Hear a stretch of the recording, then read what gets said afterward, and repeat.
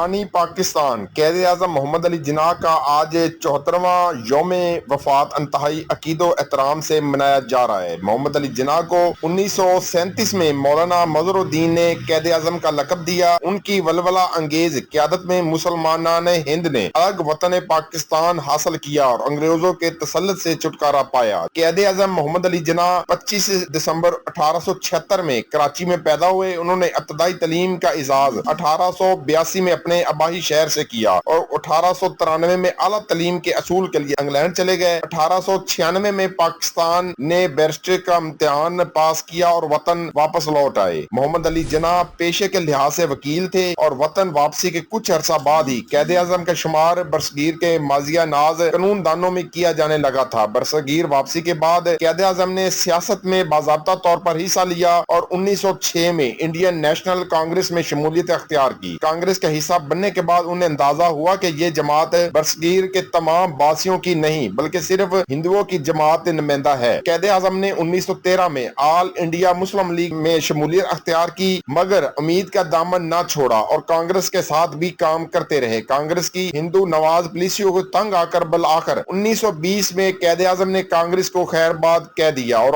آخری سانس تک مسلمانوں کی نمائندہ جماعت مسلم لیگ سے وابستگی اختیار کر لی۔ اسی جماعت کی چھتری تلے قائد اعظم نے برصغیر کے مسلمانوں کے لیے علیحدہ وطن حاصل کیا۔ قیام پاکستان کے بعد قائد اعظم اس پاک وطن کے پہلے گورنر جنرل بنے اور 11 ستمبر 1948 میں وفات تک اس عہدے پر تعینات رہے۔ قائد اعظم محمد علی جناح نے جنہوں نے برصغیر کے مسلمانوں کے لیے علیحدہ وطن دلایا، پاکستان کے لیے بھی کچھ کرنے کی خواہش مند تھے لیکن ان کی بیماری نے ان کی تعمیری منصوبوں کو پایا تکمیل تک پہنچنے نہ دیا اور مسلمانان ہند 11 ستمبر 1948 کو اپنے اس عظیم رہنما کی قیادت سے محروم ہو گئے۔ قائد اعظم کی وفات کو کئی دہائیاں گزرنے کے باوجود ان کی یوم وفات پر ہونے والی تقریبات اس امر کی گواہی دیتی ہیں کہ پاکستان قوم ان سے آج بھی والہانہ عقیدت رکھتی ہے۔